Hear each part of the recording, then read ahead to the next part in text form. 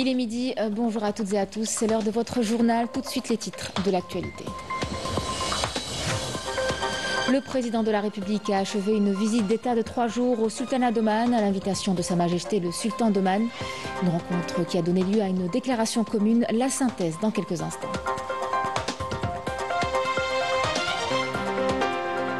Le Moudjahid et colonel Tahar Zbiri, chef de la wilaya historique 1, sera inhumé cet après-midi après la prière d'Ador au cimetière d'El Alia à Alger.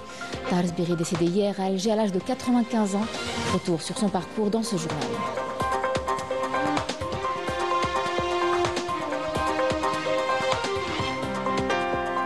Nous parlerons également d'Ahmed Doum, l'un des fondateurs de la Fédération de France qui nous a reçus chez lui. Ahmed Doum incarne aujourd'hui la mémoire de la lutte pour l'indépendance du pays. Nous écouterons son témoignage. Nous célébrerons demain le 70e anniversaire du déclenchement de la guerre de libération. Hier soir, une épopée théâtrale de grande envergure, Rouh El Jazair, a été présentée à Alger. Mais un méga spectacle célébrant les glorieuses pages de l'histoire de l'Algérie par près d'1 millier d'artistes. Mesdames et messieurs, bienvenue à vous. Le président de la République, Abdelmadjid Tebboune, a achevé une visite d'État de 3 jours au Sultanat d'Oman, à l'invitation de Sa Majesté le Sultan Haytham Ben Tariq. Cette rencontre a donné lieu à une déclaration commune. Les deux dirigeants ont exprimé leur souhait de renforcer les relations bilatérales. Barim Damis. Le président Abdelmadjid Tebboune et Sa Majesté le Sultan Haytham Ben Tariq ont exprimé leur volonté de renforcer la coopération bilatérale dans plusieurs domaines en s'appuyant sur les liens historiques et fraternels qui unissent les deux pays. Les deux dirigeants ont salué les efforts pour renforcer les relations bilatérales et les avancées de la 8e session de la Grande Commission mixte algéro-omanaise tenue en juin 2024 à Alger. Ils ont également évoqué les perspectives commerciales et d'investissement prometteuses discutées lors du Forum des hommes d'affaires. La création d'un fonds d'investissement conjoint omano-algérien a été accueillie favorablement par les deux dirigeants avec pour objectif de développer des partenariats dans des domaines tels que les énergies renouvelables, la pétrochimie, l'agriculture saharienne, les technologies et le tourisme. Ils ont également mis en avant l'importance de renforcer les opportunités de collaboration dans le secteur privé, de dynamiser les échanges commerciaux et industriels et de tirer parti des atouts stratégiques des deux pays. Les deux dirigeants se sont félicités de la signature de 8 mémorandums d'entente dans des domaines tels que l'investissement, l'éducation, l'environnement et le développement durable. Ils ont également insisté sur la nécessité d'un arrêt immédiat des agressions sionistes en Palestine, au Liban, en Syrie et en Iran, réaffirmant le droit des Palestiniens à la création d'un État indépendant. Dans leurs échanges, les deux parties ont souligné l'importance de renforcer la coopération et la coordination entre leurs pays dans les forats régionaux et internationaux en vue d'appuyer l'action arabe commune et de garantir la sécurité, la paix et la stabilité dans la région et au niveau mondial. La délégation omanaise a salué les efforts de l'Algérie au Conseil de sécurité en faveur des causes arabes, tandis que la partie algérienne a mis en avant le rôle crucial d'Oman dans les démarches de paix. Le président Abdelmadjid Tebboune a invité le sultan Haytham Ben Tariq à visiter l'Algérie, une invitation qui a été acceptée avec enthousiasme. Les deux visites du président de la République Abdelmadjid Tebboune en Égypte et au Sultanat d'Oman s'inscrivent dans le cadre du renforcement des liens de fraternité, de coopération et de concertation. Des visites qui ont incarné une convergence des vues sur des questions régionales et internationales. Amel Bouarba. Une visite d'État historique au Sultanat d'Oman, lors de laquelle le président de la République, Abdelmadjid Tebboune, a été décoré de la médaille de l'ordre d'El Saïd, la plus haute distinction du Sultanat d'Oman qui porte le nom de la famille royale. Cette médaille n'est décernée qu'au monarque et président du monde. À son tour, le président a décoré Sa Majesté, le sultan d'Oman, Haytham Ben Tariq, de la médaille de l'ordre du mérite national au rang de Atir, et lui a offert le sabre traditionnel algérien de Bniini.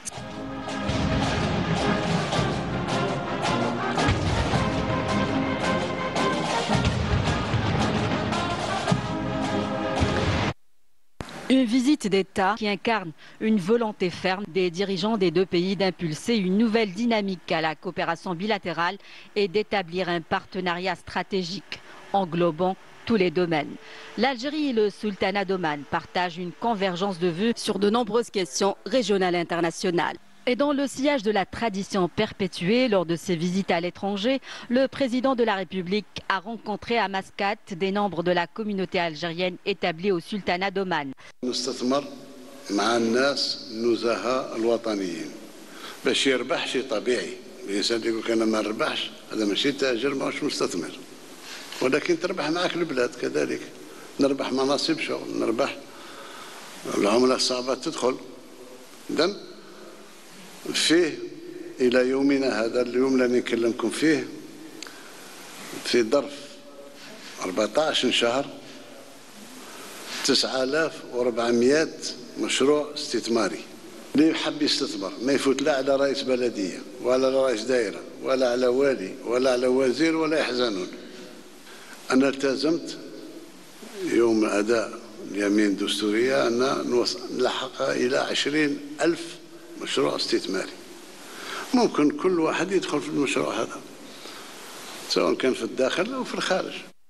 La visite du président de la République en Égypte s'inscrit elle aussi dans le cadre du renforcement des liens de fraternité, de coopération et de concertation entre les deux pays frères.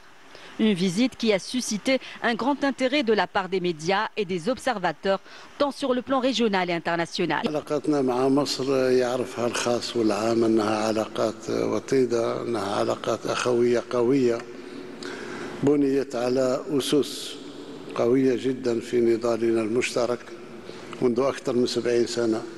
فيه تفاهم تام، فيه رغبة في العمل مع بعض هنا وهناك في استثمارات جديدة. واسمح لي أن أنا باسمي وباسم كل المصريين بتقدم لفخامتك بالتهنئة بمناسبة تولي قيادة الجزائر وثقة الشعب الجزائري في فخامتك لولاية تانية، واتمنى كل التوفيق لفخامتك وللشعب الجزائري.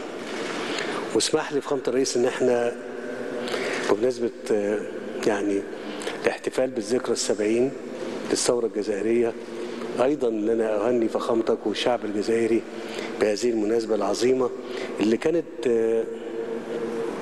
بالنسبة لنا في مصر وللمصريين محل إعجاب وتقدير واحترام شديد. Les deux dirigeants ont fait état d'une entente parfaite et d'une volonté commune d'œuvrer de concert à la concrétisation de nouveaux investissements, notamment dans les domaines de l'énergie, de l'habitat et de la construction.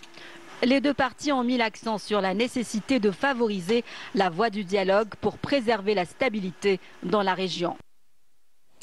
Le Moudjahid et colonel Tahar Zbiri, chef de la wilaya historique 1 et ancien membre du Conseil de la Nation, sera inhumé cet après-midi après la prière d'Ador au cimetière d'El Alia à Alger. Tahar Zbiri, décédé hier à Alger à l'âge de 95 ans. Le président de la République a adressé un message de condoléances à la famille du défunt, à la famille révolutionnaire, priant Allah Tout-Puissant de lui accorder sa sainte miséricorde, de l'accueillir dans son vaste paradis, de prêter patience et réconfort à ses proches. Le président a affirmé que l'Algérie venait de perdre à la veille de la célébration du 70e anniversaire de la guerre de libération l'un des grands chefs de la glorieuse révolution qui se sont sacrifiés corps et âme pour notre indépendance. Né à Soukharas, Tahar Zbiri, un moudjahid de première heure, fut arrêté et condamné à mort avant de s'évader de prison en compagnie du chef historique Mostafa Ben Boulaïd en 1955 pour être ensuite désigné chef du 3e bataillon à la base de l'Est, puis chef de wilaya historique 1 en 1960. Son portrait avec Walid Yousfi. C'est l'un des derniers colonels de la révolution algérienne. Un héros qui a résisté face au colonialisme jusqu'au dernier moment de la lutte armée. Tahar Zbiri est né en 1929 à Soukharas. Très jeune, il a commencé à travailler dans les gisements miniers d'El Wenza. Il a ensuite intégré le MTLD, Mouvement pour le triomphe des libertés démocratiques, puis l'organisation spéciale LOS.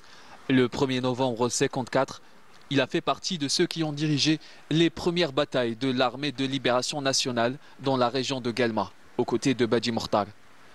Arrêté en 1955 par l'armée française, il a été condamné à mort. Dans une opération avec Mostafa Ben Boulaïd, Tahar a réussi à s'évader pour retourner sur le champ de bataille, assumant de nombreuses responsabilités. Membre du Conseil national de la Révolution, il a réussi à franchir les lignes Charles et Maurice pour devenir par la suite le chef de la première région en 1960 jusqu'à l'indépendance. Il a été à l'origine de la stratégie de pression sur l'armée française coloniale concernant les soldats capturés. Après l'indépendance, Taha Xbiri a poursuivi sa carrière au sein de l'armée en tant que commandant de la 5e région militaire et de l'Académie de Chekchel, puis chef d'état-major de l'armée nationale populaire en octobre 1963. Il s'est ensuite retiré de la vie politique dans les années 60 pour revenir au début des années 2000 en tant que membre du Conseil de la Nation. Durant son parcours, Taha Xbiri aura été fidèle à ses principes et aux valeurs de la glorieuse guerre de libération nationale, des positions immuables qu'il a consignées dans ses mémoires intitulées « Le dernier colonel des Aurès ». Autre portrait, celui d'Ahmed Doum, l'un des fondateurs de la Fédération de France. À 94 ans, il nous reçoit chez lui. Ahmed Doum incarne aujourd'hui la mémoire de la lutte pour l'indépendance du pays. En 1950, il s'installe à Sochaux et retrouve vite le chemin du militantisme. Il était responsable de la région parisienne pour le FLN. Et à travers son témoignage, Ahmed Doum nous rappelle la force de ses convictions et l'espoir d'un retour dans une Algérie libre. Yanis Abdelkassim. C'est ici que M. Doum s'assit, passe toutes ses journées, ses après-midi. C'est l'après-midi, le matin. Dès que j'ai quelques minutes, je descends ici. À 94 ans, cet ancien membre du premier comité fédéral du FLN en France incarne la mémoire vivante de la lutte pour l'indépendance algérienne.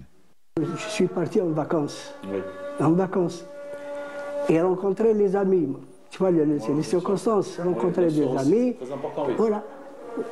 Moi, j'étais surpris de les trouver à Paris et j'ai posé la question, comment vous avez disparu comme ça d'Alger?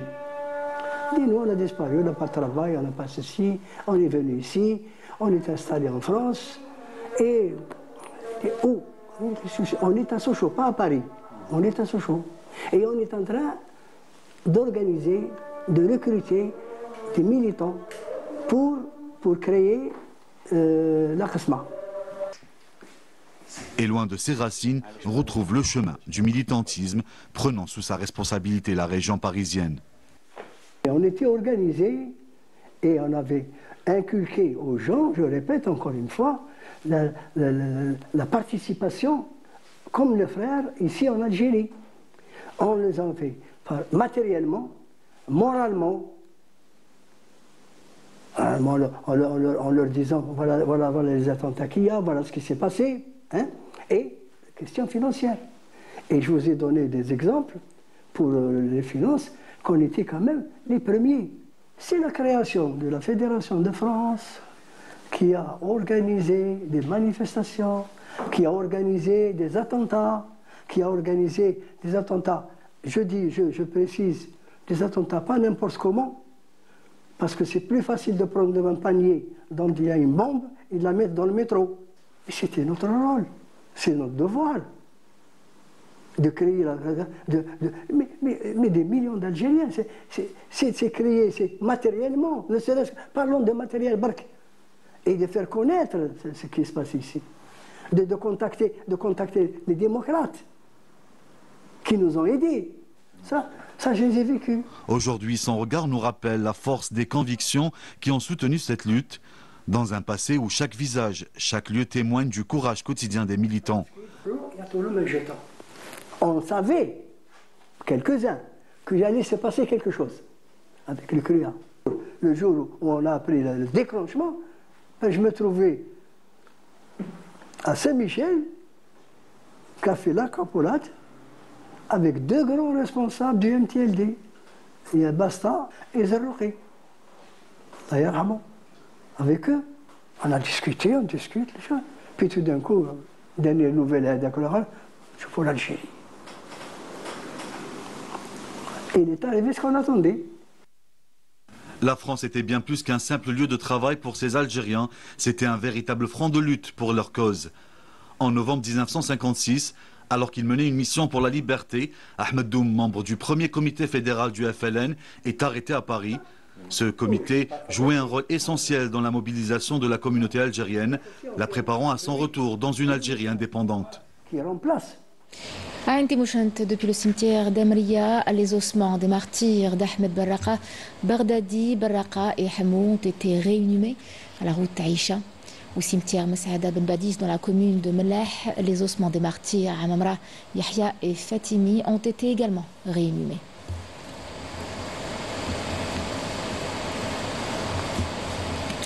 Et les amis de la révolution algérienne sont nombreux et toujours aussi présents pour célébrer, commémorer les dates clés de son histoire, telles que le 1er novembre.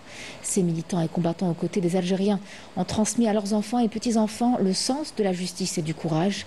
Certains sont à Alger, ils n'ont pas manqué de l'exprimer. Bede Amarni. Alieda Guevara March, la fille de Che Guevara, Esteban Silva Cuadra et Pablo Sepúlveda Allende, tous deux membres du bureau exécutif de l'Association internationale des amis de la révolution algérienne, sont venus partager avec le peuple algérien les festivités du 70e anniversaire de sa glorieuse révolution de novembre 1954.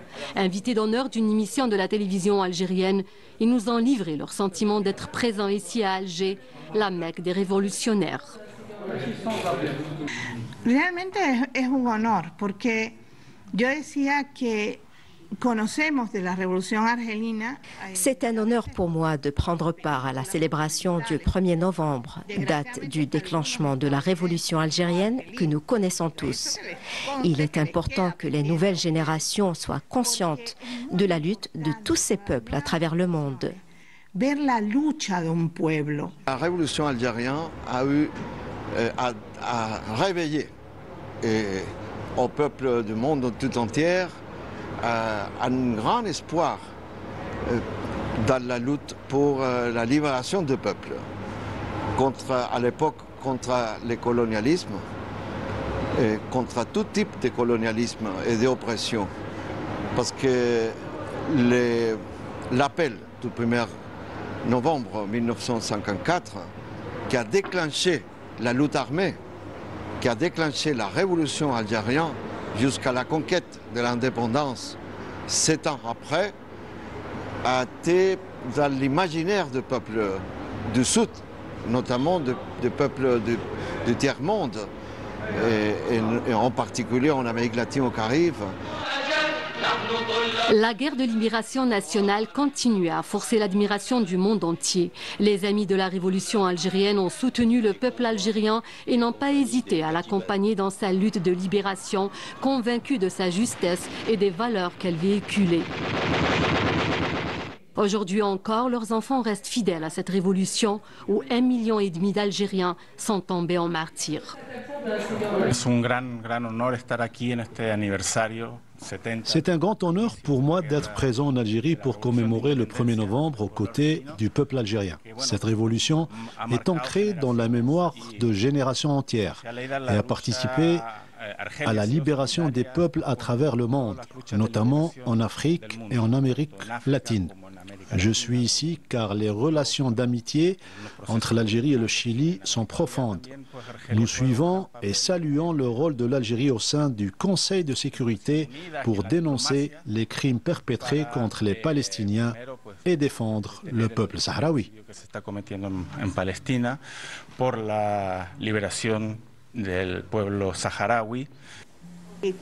Le peuple algérien, hommes, femmes et enfants, a participé à cette guerre de libération.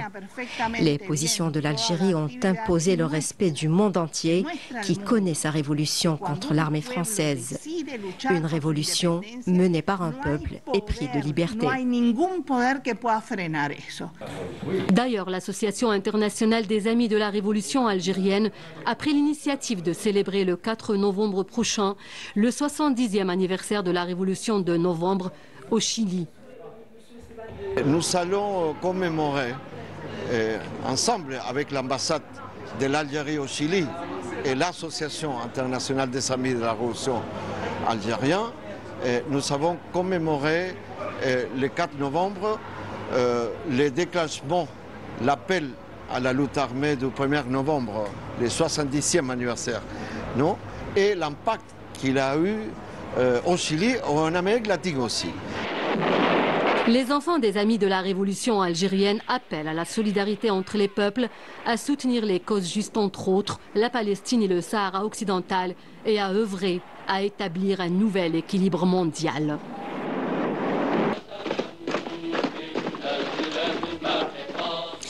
Plus de 140 Palestiniens ont été tués dans la bande de Gaza par des bombardements de l'armée d'occupation sioniste en l'espace de 24 heures. Il s'agissait de déplacés, de patients et de personnel médical, dont beaucoup de femmes, d'enfants et de bébés. Le Liban n'est pas non plus épargné par cette barbarie. Des bombardements sionistes ont fait au moins 19 morts hier sur 2 zones de la région de Baalbek, à l'est du pays. 8 personnes, dont 5 femmes, sont tombées en martyrs dans le secteur de Bed Nayel et 11 autres, parmi lesquelles 3 femmes, ont perdu la vie dans des attaques sionistes distinctes sur un village dans la même région. Depuis dimanche dernier, près de 100 personnes ont été tuées ou blessées suite à des bombardements sionistes. Plus des 2 tiers des victimes sont des femmes et des enfants. L'occupant sioniste a annoncé ce matin qu'il allait bombarder plusieurs villages dans le grand camp de réfugiés palestiniens de Rachidnieh, dans le sud du Liban. En Espagne, les opérations de recherche de victimes se poursuivent aujourd'hui dans le sud-est, sous le choc après les pires inondations depuis plus de 50 ans dans le pays, qui ont fait au moins 95 morts et de nombreux disparus. Près d'1 millier de militaires sont déployés sur le terrain, principalement dans la région de Valence, aux côtés des pompiers, policiers et secouristes qui cherchent à localiser d'éventuels survivants et s'efforcent de déblayer les zones sinistrées. Vous le savez, nous célébrerons demain le 70e anniversaire du déclenchement de la guerre de libération nationale. Une épopée théâtrale de grande envergure intitulée Rouh al-Jazair du réalisateur Ahmed Rezzaq a été présentée hier soir à Alger. Produit par le ministère des Moudjahidines et des Ayants droit, ce méga spectacle s'est déroulé sur une grande scène circulaire occupant tout l'espace de la coupole du complexe olympique Mohamed Boudiaf à Alger, en présence du président du Conseil de la Nation, Salah Boudjil, du Premier ministre Nadel Arbaoui, du président de la Cour constitutionnelle Omar Belhadj, du ministre des Moudjahidines et des Ayants droit, Laïd Rebiga, de plusieurs membres du gouvernement, d'anciens Moudjahidines et de personnalités politiques et artistiques, ainsi que de plusieurs représentants et de différentes missions diplomatiques accréditées à Alger. Le public a pu apprécier de nombreuses fresques célébrant les pages glorieuses de l'histoire de l'Algérie, depuis l'Antiquité jusqu'après l'indépendance, par près d'1 millier d'artistes entre comédiens, danseurs, ballerines, musiciens, techniciens et vidéastes, notamment mettant ainsi à contribution plusieurs disciplines des arts de la scène. Et on se quitte sur ces belles images. Bel après-midi à vous et je vous retrouve ce soir pour le journal de 19h.